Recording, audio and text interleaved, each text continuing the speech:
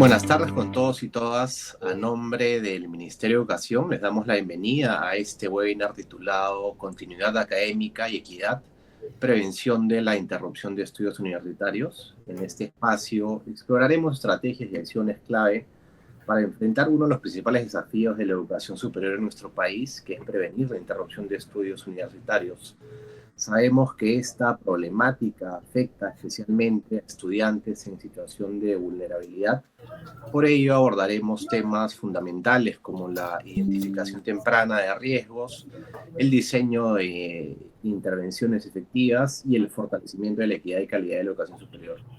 El día de hoy nos acompaña Magno Ortega, él es coordinador de la Dirección de Políticas para el Desarrollo y Aseguramiento de la Calidad de la Educación Superior Universitaria del Ministerio de Educación, quien compartirá conocimientos y experiencias para ayudarnos a generar un impacto positivo en nuestras instituciones educativas y en las personas que verán este webinar. Muchas gracias por acompañarnos, Magno, y te damos la bienvenida y pase para que puedas presentar compartir todo este conocimiento con nosotros.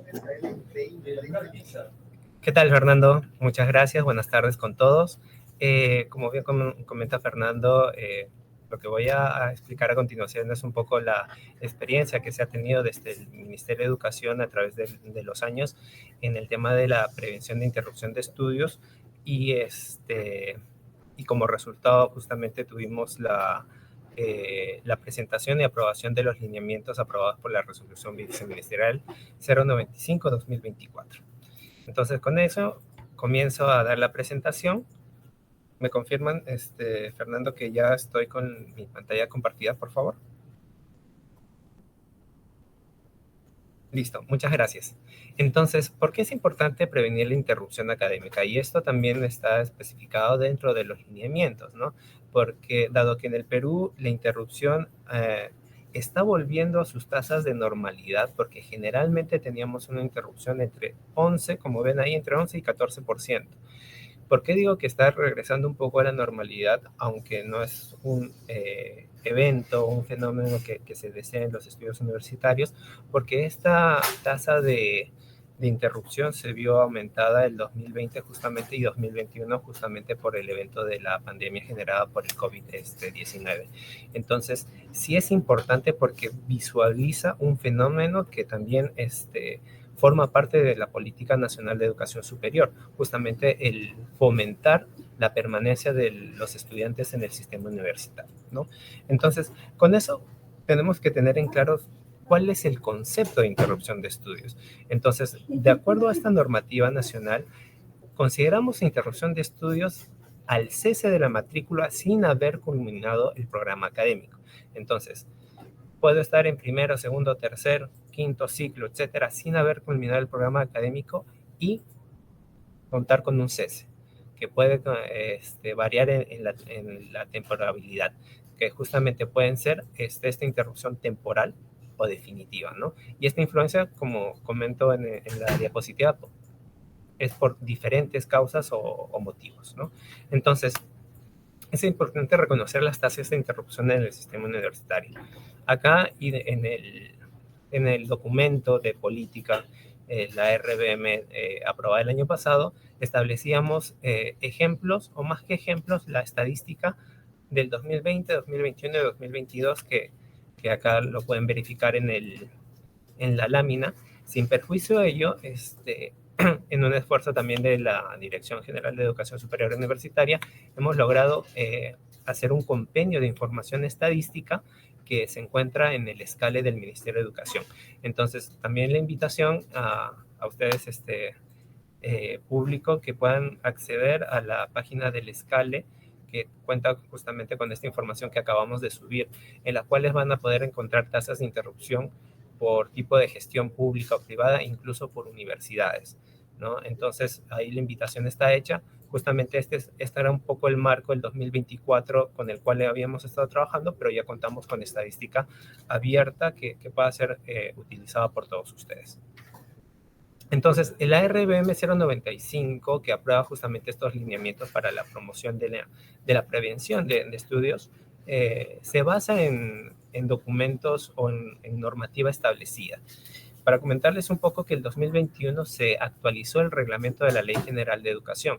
Entonces, acá en la parte que se actualizó del reglamento de la Ley General de Educación está enfocada a la parte de educación inclusiva. Entonces, educación inclusiva viendo desde este contexto en que necesitamos que los estudiantes se queden dentro del sistema universitario o en general del sistema educativo, porque la Ley General de Educación está para todos los niveles, ¿no? Entonces tenemos ese gran gorro del reglamento de la Ley General de Educación que aterriza luego en un plan marco para la educación inclusiva, en la cual también se encuentra la educación superior. Entonces, este plan marco fue aprobado el 2022.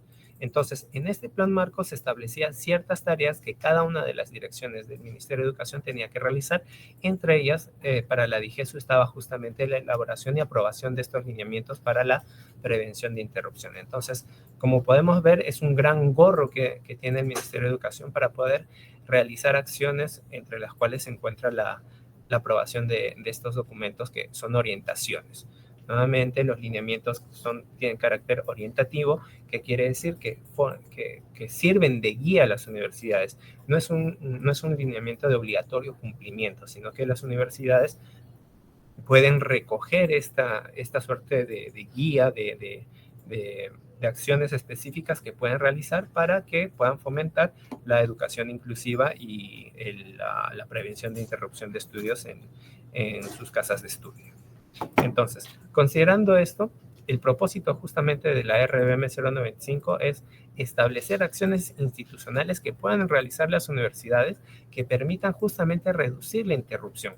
Nuevamente, comentarles de que la interrupción está reduciendo, pero volviendo básicamente a los índices que tenía antes, ¿no? Reduciendo desde la pandemia, pero volviendo a estos índices que se tenía antes. Sin embargo, si bien es cierto, se está reduciendo en estos índices, pero es importante ver las causas y realizar acciones para que la interrupción de estudios sea de la menor posible, ¿no?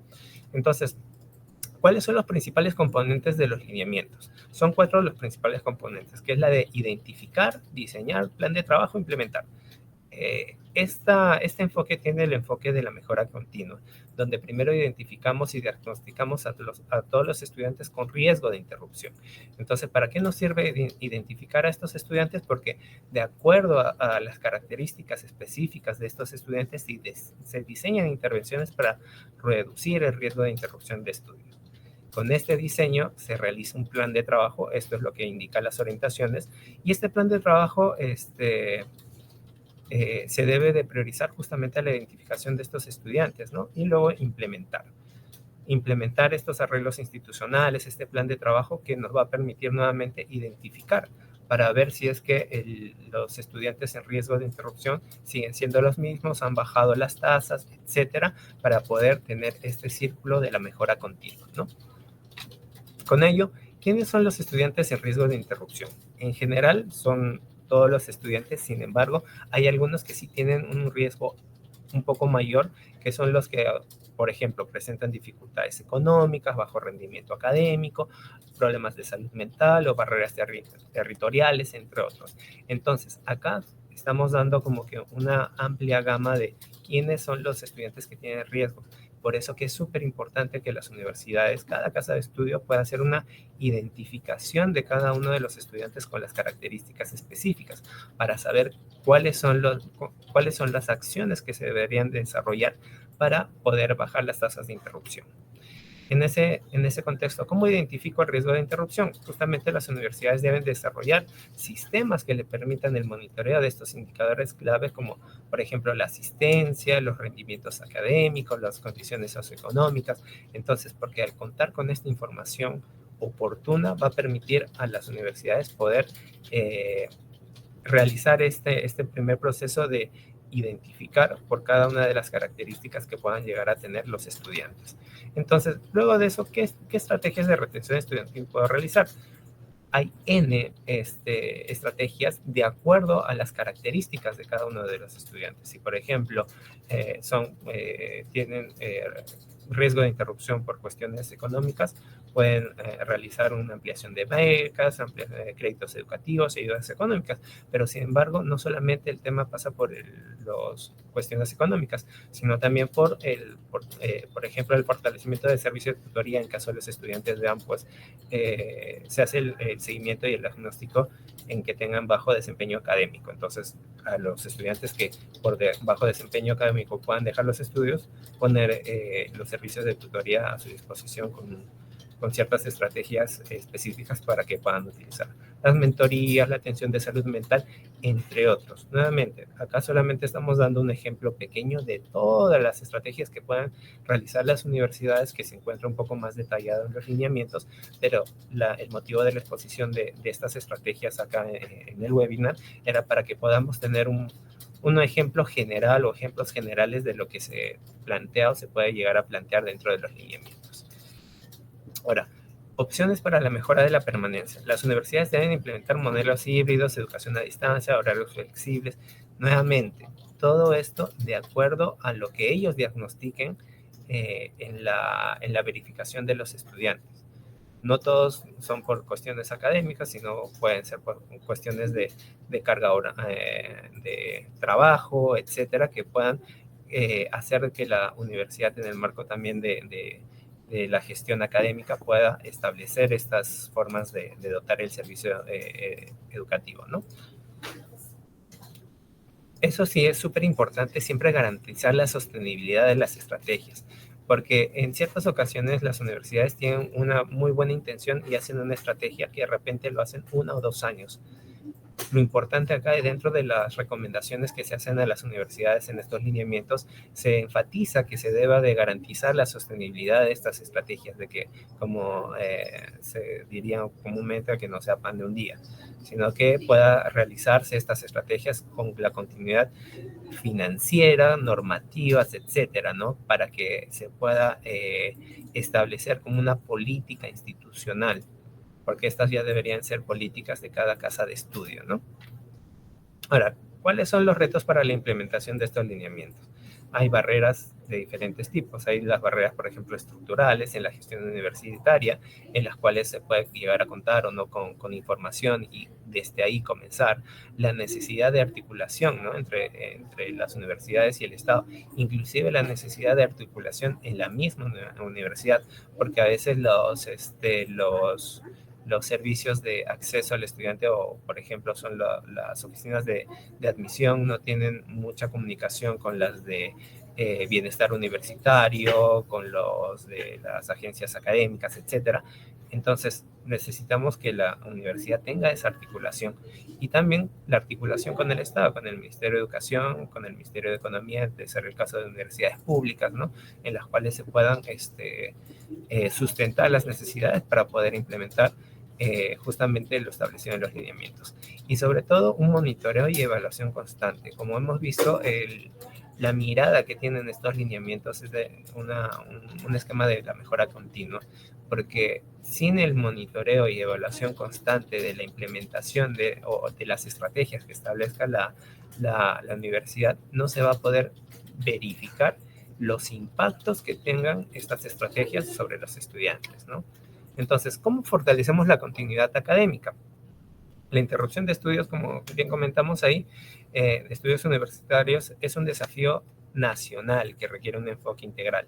Y justamente lo que hace estos lineamientos es darles esta guía, estas orientaciones a las universidades, nuevamente en el marco de su autonomía, tanto académica, económica, financiera, administrativa y de gobierno, para que puedan implementar medidas que favorezcan y fortalezcan la permanencia estudiantil, y que justamente los estudiantes que logran un ingreso a las universidades puedan culminar sus estudios y que puedan a posterior desenvolverse en la vida profesional.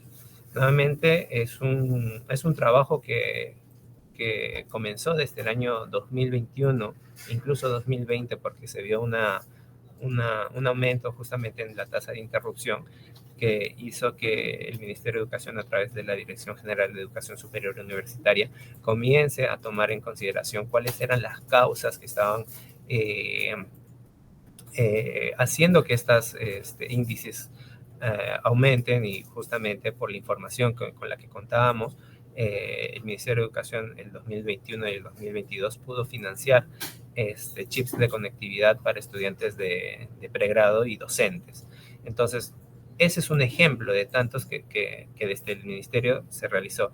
Sin embargo, y sin perjuicio a ello, se hizo estas acciones apoyando a las universidades, dado que las universidades, como les comento, son las encargadas, dado su autonomía, a realizar estas acciones, ¿no? Entonces, nuevamente, las acciones, estrategias que realiza el Ministerio y esperamos que las mismas universidades, a través de la implementación de estas orientaciones, puedan tener como resultado que las tasas de interrupción puedan disminuir cada vez más.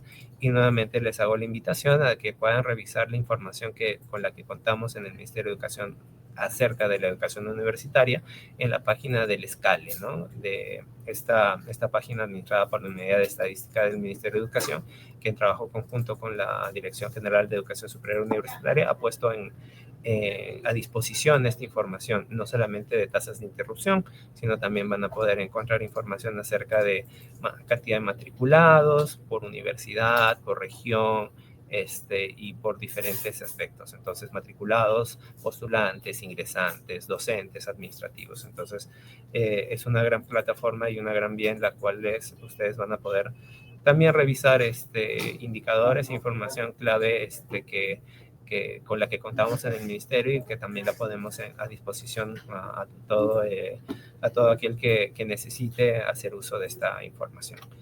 Bueno, y con eso termino la presentación del día de hoy. Justamente ha sido una presentación en la cual se buscaba dar los principios de los lineamientos, nuevamente viendo que la prevención de la interrupción de estudios tiene que tener esta mirada de mejora continua siempre, en la de planificar, hacer, verificar y actuar.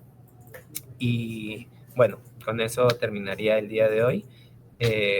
Doy paso también a Fernando, que puede llegar a tener también preguntas del público. Muchísimas gracias, Magno, por la presentación. De hecho, ahorita al comienzo tenemos bastantes saludos de diferentes personas, de diferentes partes del país, de Arequipa, veo por ahí también de Sullana. Entonces, yendo un poquito más conversando previamente entre nosotros antes de que las personas vayan dejando sus consultas también, ¿qué factores podrían, por ejemplo, pensando en las universidades para que puedan identificar de cierta manera, qué factores podrían ser los principales que las universidades podrían de cierto modo irse dando cuenta, viendo alumnos que podrían entrar en riesgo de interrupción de estudios? ¿Qué podríamos comentarle a las universidades? Bueno, básicamente uno de los primeros puntos que se podría llegar a tomar en cuenta es las notas, el rendimiento académico que tienen los estudiantes para poder evidenciar también, ¿no? Hay algunos estudiantes que de repente tienen calificaciones bajas, ¿no? En las cuales se podría direccionar justamente los servicios de tutoría, de asesoría psicopedagógica, etcétera, ¿no?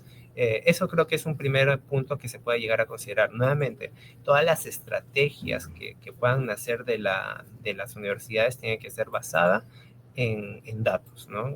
Si hay algún porcentaje de estudiantes que tienen problemas con asistencia, y esa asistencia de repente en entrevistas con ellos pueden indicarse que es a través de que necesitan, no sé, recursos, y para eso trabajan, y necesitan recursos para pagarse la estancia porque viene de provincia, y de repente la universidad puede decir, oye, necesito hacer gestión para ampliar la cobertura de la residencia universitaria, o la cobertura de las raciones del comedor, etcétera, ¿no?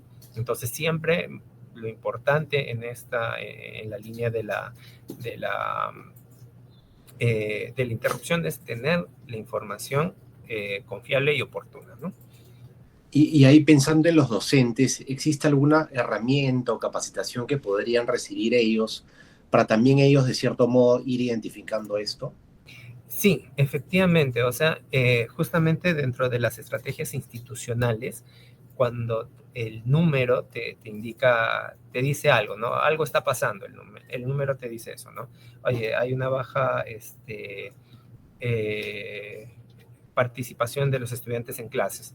Entonces, al ver esto, la universidad puede decir, debo hacer una estrategia para verificar el por qué.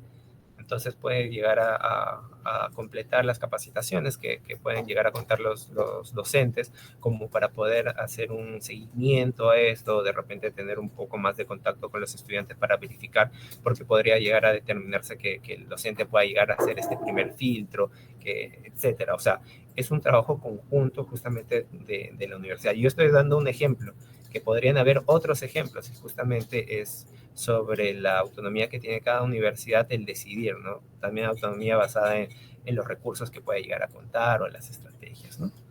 Y en algún momento también mencionaste el tema de salud mental.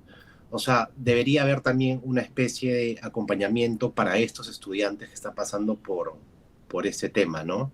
Sí, efectivamente, yo creo que estos lineamientos aprobados en 2024 como que también transversalizan un poco las actividades y acciones que hemos estado realizando desde el Ministerio de Educación. También tenemos unos lineamientos para la implementación de la promoción de la salud mental en las universidades, ¿no? Entonces veíamos en esos lineamientos el tema del estrés, de la ansiedad que pueda llegar a provocar la nueva vida universitaria, por ejemplo, a estudiantes de primero, segundo ciclo, ¿no? Y otras acciones o más que acciones, fenómenos que puedan estar pasando los estudiantes en el transcurso de su vida universitaria, ¿no? Entonces también eso podría llegar a ser un indicador, ¿no? El hacer un seguimiento justamente a la salud mental de los estudiantes como para poder tener una estrategia, ¿no? Y normalmente, ¿en qué ciclo se da más la deserción universitaria? O sea, de lo que han podido ver desde que más o menos iniciaron en el 2020 hasta ahorita. Sí, básicamente el mayor grueso de interrupción siempre están en los primeros ciclos, ¿no? Dado que es ahí donde pasan más cosas sobre la persona, el estudiante como persona, ¿no? Justamente el tema de salud mental, etcétera, etcétera. Generalmente los estudiantes ya de ciclos avanzados, como que ya es como ese fortalecimiento de la capacidad que tiene el estudiante como para poder adaptarse, ¿no?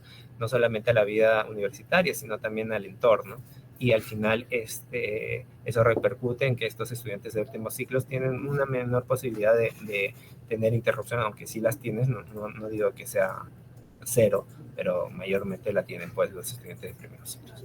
Claro, porque justamente ya están culminando sus estudios, entonces ya simplemente les queda un último empujón para terminar, ¿no? Uh -huh. Y como última recomendación, ¿qué podríamos comentarle o recomendarle a los estudiantes que puedan ver este webinar o a los padres para, de cierto modo, tratar de que esto no ocurra, ¿no?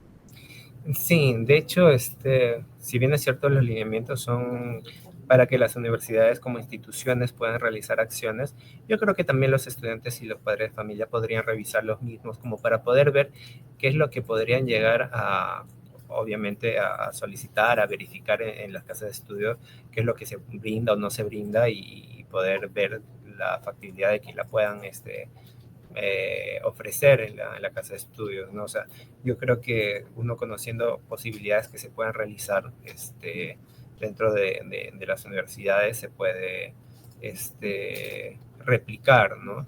Inclusive yo recuerdo una experiencia de una universidad que implementaba el tema de hermano mayor, que eran justamente estos estudiantes de últimos ciclos que compartían experiencias con los estudiantes de primeros ciclos que les ayudaron a estos estudiantes de últimos ciclos a continuar la carrera. Entonces, mira que no es un tema